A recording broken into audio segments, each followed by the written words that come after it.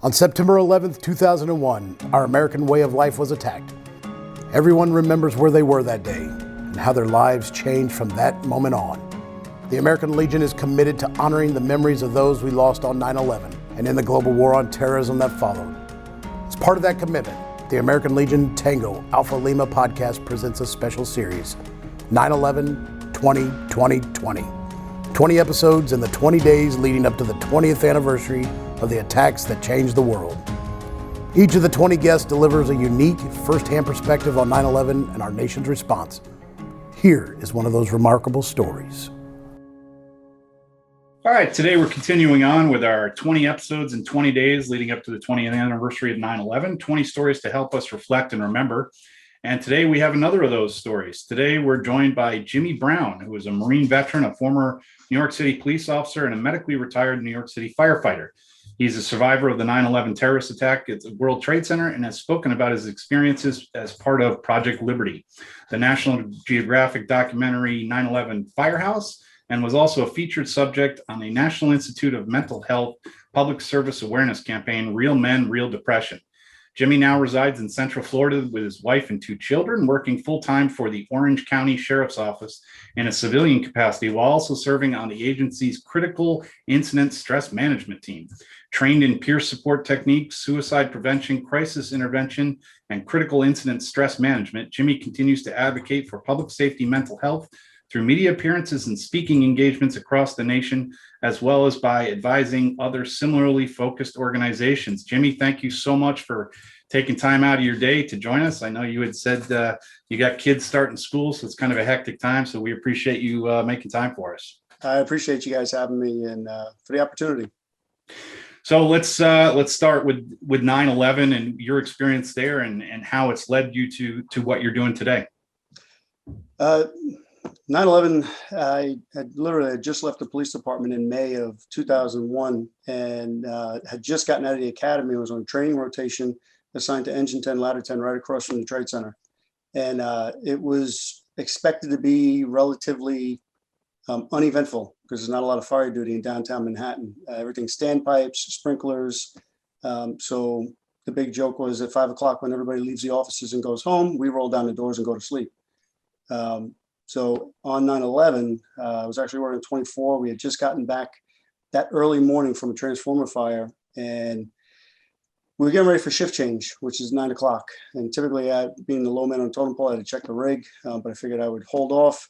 Had a cup of coffee, decided I was going to read the paper on House Watch, and we had the apparatus doors open, and a couple of guys were on the apron, and all of a sudden we heard this plane out of nowhere, and it was really loud, really close, and it was actually speeding up.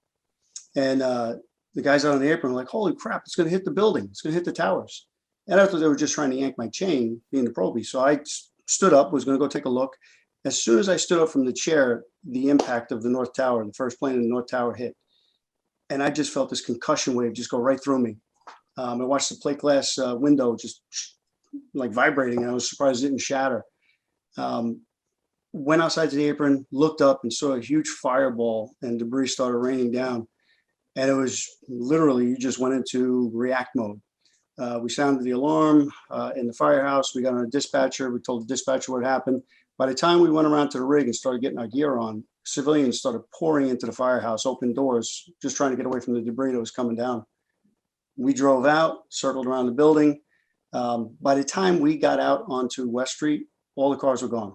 This was rush hour on a weekday, and there was no cars. I remember as I approached the entrance to the building, I saw one of the guys on the truck because we were riding heavy. There's extra guys getting off duty, so they jumped on the rig. Not everybody had a Scott pack, and all he was doing was watering down a burn victim. And I remember thinking that the burn victim came from the plane. I remember thinking, like, how did they survive the fall? But I remember seeing like a lot of pink from the burns, and my mind kind of thought that it was a training dummy. And for a split second, I was like, oh, good, it's just a training exercise. Took another step and I was like, you idiot, you saw the fireball, it's, for real. Walked past him, went to go inside the lobby, and inside the lobby, there's like a little kind of double door foyer set up. I remember seeing 2 victims there. One was dead, one was alive. And I had to literally step over the victim in order to get inside. And it sucked. It was one of the hardest things I ever had to do because instinctively you just want to stop and help. Yeah. And I didn't have any medical equipment. I had hose roll-ups. I was on the engine. So really, our job was just climb up to the fire and put it out.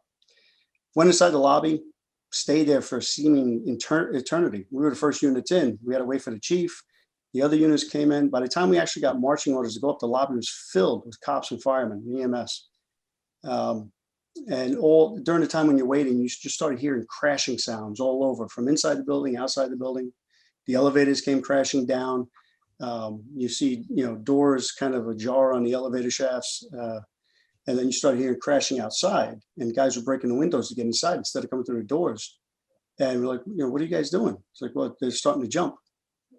And in that moment, you start thinking, well, how bad is it up there? So we got to climb up there. It's like you just start trying to get, your mind set for what you're going to meet. And it's like, if they're jumping to their sure, certain death, it's got to be bad. And I remember I had one of the senior guys. He kept telling me, he said, Jimmy, kept hitting me on my chest. Jimmy, people are going to die today. It's like, yeah, I know that, John. You don't got to remind me. So you're supposed to be my rock, the senior guy. So it kind of just amped everything up a little bit more. And I remember once we got our marching orders and went inside the stairwell, it was literally from like night and day. The lobby was pure chaos. And once we got into the stairwell, it was almost calm and serene. And the stairwells weren't a typical fire stairwell. It was a bi-state agency, and they were allowed to get away with making it it was literally just a regular stairwell. So one column of first responders going up, one column of civilians coming down out of the building. And it was very quiet. It was very orderly, which shocked me. The only thing I can guess is that most of the people were there for the 93 bombing. And I remember going up, certain things, whenever I tell a story, certain things hit me. That's one of them. As they're coming down, they're telling us, God bless you, thank you. And handing us waters that they got out of the vending machines. We would take the water, we would hand it back to a couple, civilians past them, because, we're big, tough firemen, we don't need it. But it was very humbling, the way that they were composing themselves. And even when there was breaks in the line of civilians coming down, you figure they're done. It's like all of a sudden you see another line coming down. And the reason was because there was an injured civilian that they were helping them down. Nobody behind them was trying to rush and get in front of them.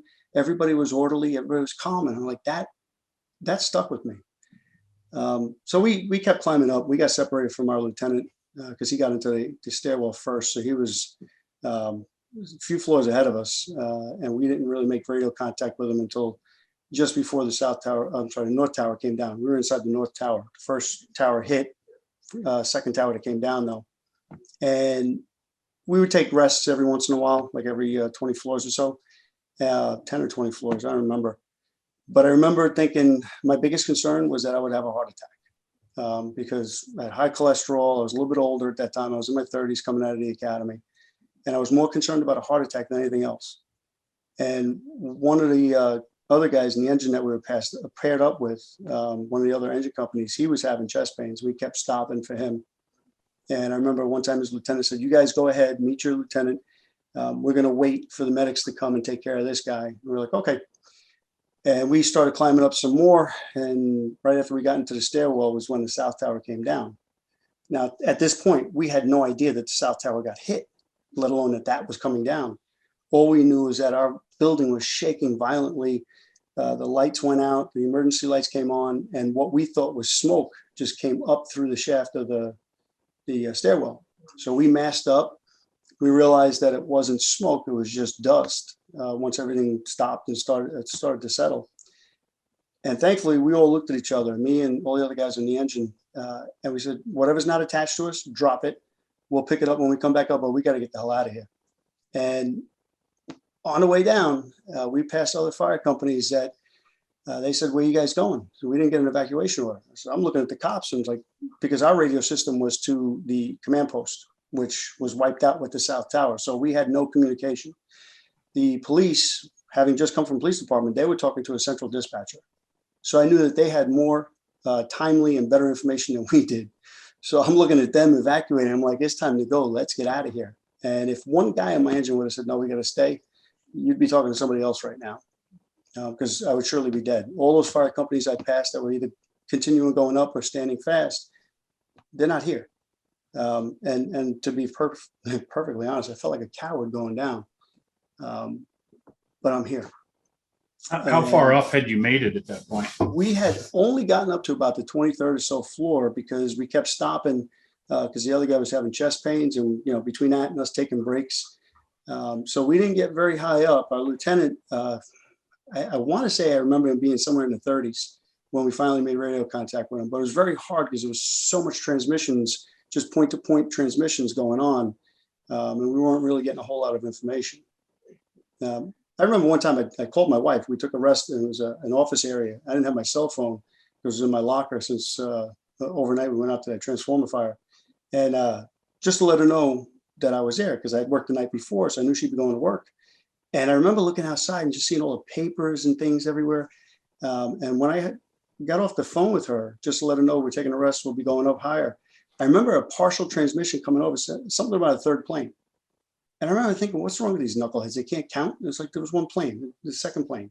By this time, the second plane had already hit. We didn't know it because we were inside the core of the building. Yeah. Apologies if you can hear my kids out here. They're just got home from school and they're being a little rambunctious. So apologies for that. All right, Ashley, you are up first today.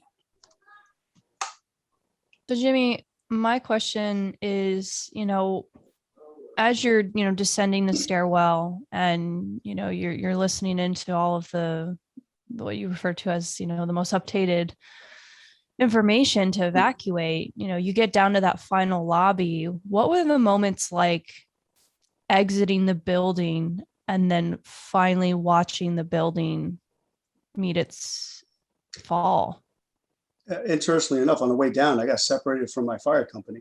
They were ahead of me. And off one of the landings, a couple of Port Authority cops came with a civilian carrying him down. And all three of them were kind of big and they took up the entire stairwell. So I couldn't get around them, even at the landings. And the rest of my company just kept going. And I didn't know where they were. I got all the way down to the bottom. The street level was blocked because of the debris from the South Tower, which again, we didn't know anything happened to. So we had to get off on the plaza level, which was where the Globe was, which was like a couple stories above street level. So when I got out of the building, I got out on the north side in between North Tower and 6 World Trade Center, all the way in the northwest corner of the complex. And it was all stragglers. We were all separated from our companies. And we tried to, sorry, my dog. We just kept following everybody else and just going around. And I didn't see anything. The only thing I saw was debris and papers and dust, and it was happening so fast I couldn't even take a minute to process what was in front of me. So I just had no idea what was going on. It was happening so fast. I did get some boss from some agency. I don't remember what agency it was. I just remember seeing gold oak leaves. So he was a boss. He said, we have a few civilians coming out, direct them around 6 World Trade Center to the stairwell. It's like, okay, good probie, I'll do that. And I remember standing there waiting for these people to come and just hearing stuff come whistling down. And then it would impact and the dust would just explode. And I didn't know if it was a debris or if it was a body or what it was. All I know is I felt like I was in a movie. So after a little bit, I said, I got to get the hell out of here. Took a couple steps. And as soon as I took a couple steps, that's when the North Tower came down. I didn't see the tower come down, but I felt it. I heard it. I had no idea what was happening at the time. All I knew was that something bad was happening. I heard the floors pancaking upon one another and gathering steam, sounded like a freight train coming from far away and getting closer. And I felt all the air being pushed out, which at the time I had no idea what the heck was going on. I just felt a gust of wind. And all I had time to do was get up in a ball up against 6 World Trade Center and just kind of try and ride out whatever was happening. Wow. Yeah. All right. Jeff, you're up here. Hey, I wish we had more time. I have like a menu of questions that I could ask. There's just so much. I mean, just hearing and feeling the sonic waves of the boom. I could talk to you about that probably for our entire time. But some of the things that stick out to me, because every day these days, if I turn on social media, the news, walk around the streets, it doesn't even seem to matter.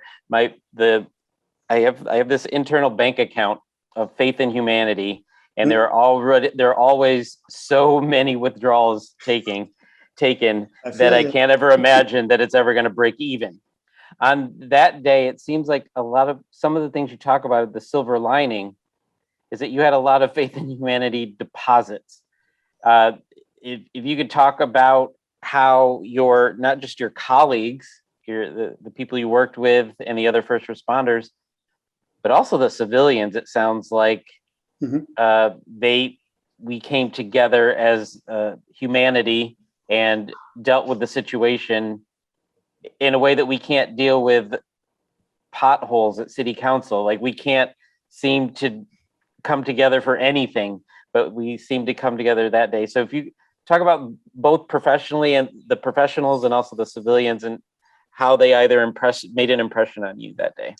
Oh, the civilians absolutely did, because like I said, they were coming down. Typically, I know how I felt going down. When I was behind those two Port Authority cops with that civilian, every ounce of me wanted me to push them out of the way, especially a civilian. I started getting pissed off at him because he wasn't helping himself. He relied solely on the two cops. He wasn't injured. He was just, I guess, mentally spent and overwhelmed. And I started getting pissed off because I just wanted to get the hell out of that building. So I look at the way I felt and I see the reactions of a lot of the civilians. I'm like, there's a lot of people that were much better than I was on that day. Thankfully, I was able to contain myself and act professionally and not push them out of the way. But it was kind of like all hands on deck from beginning to end. By the time I got out of that building, or out of the debris, because I was out of the building when it fell, but out of the debris, and I made my way to Broadway and started to see life again. I saw the new command post. I mean, thousands of firefighters on recall that were off duty coming in, cops, EMS all over the place. It was like an army had come, looking to help. They were coming from every direction. And I felt like crap because here I was mentally spent. I was in shock at that point, and I couldn't do a damn thing. I just kind of meandered about until I ended up in hospital later that afternoon. Well, I wouldn't think anybody would expect every single human being. Trust me, you probably did significantly more than you gave yourself credit for, or gave yourself credit for then. I just have a quick follow-up, because I'm reading that you do a speaking and you've been on especially training for emergency response. What lessons from this day do you pass on to other first responders or in your training events? That there's always light at the end of the tunnel. It's weird because I got involved with a peer support organization, PAPA, who one of your former guests, the connection to getting me here today, Sean, was involved with. And that gave me the tools in my toolbox to get through the aftermath of 9/11. Because even with those tools, I still ended up getting knocked on my tail, and I ended up getting diagnosed with acute stress disorder and a side of depression. Had I not had that training, I most certainly would have, it would have been post-traumatic stress disorder. And it might have taken years to manifest and develop and actually come to the surface because, my go-to is what I saw around me. The way you deal with it is you self-medicate. Everybody around you drinks. And I mean, even with that, I still tried to self-medicate. I was bringing beer into the firehouse when I was working 24 hours on, 24 off. I was still trying to take the edge off. But if it wasn't for that, I definitely would be dealing with it. I know a lot of guys that are dealing with it like it was still yesterday. So for me, it's, giving comfort and hope to the guys that are in that situation by letting them know that there is light on the other side of the tunnel. You got to keep coming, to the people that actually got through the tunnel. You don't listen to the knuckleheads behind you. You listen to people that have come through the tunnel. And you keep heading towards that voice because they've made it through. And, I sometimes I feel bad because 9/11 doesn't affect me the way it affects a lot of people. I'm like, there's hope that you can actually process this stuff and lead a relatively normal life. That's a great lesson, and thanks for actually teaching it to me today, as well as the paid opportunities that you get. So I appreciate that free advice. What role do you think your previous life in the Marine Corps before that, do you think that prepared you to some extent for the kind of the stress box? And what have you taken away from the experience that you utilize now? Absolutely. It's going into Marine Corps when I did was because I knew I needed the discipline. And I remember, I grew up fatherless. So, well, he was around, but he really wasn't around. I didn't have any kind of foundation in my life. You know, I had no faith, had no religion, had no father in the picture. So I kind of ran the streets a lot in Brooklyn growing up. And I went into Marine Corps because I knew I was coming to a crossroads where I was either going to end up like all my friends, either dead or in jail, or I was going to make something out of my life.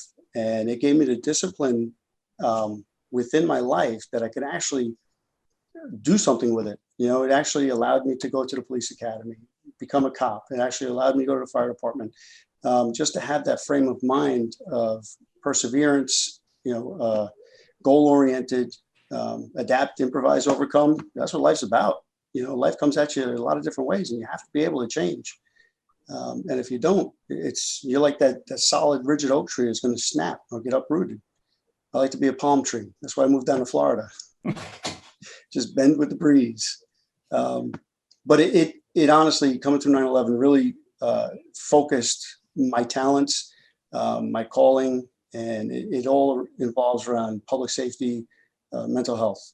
So that's why now I'm with the Sheriff's Office. Even though I'm a civilian now, I serve on the CISM team. I consult with some other teams. I get involved wherever I can because I know the value of it and I know the importance of it. Yeah. Jeff, did you have any follow-ups? You looked like you were chomping at the bit there. Ashley? I am stunned. I am just, the way, Jimmy, that you told your story, I felt all of it. I felt it.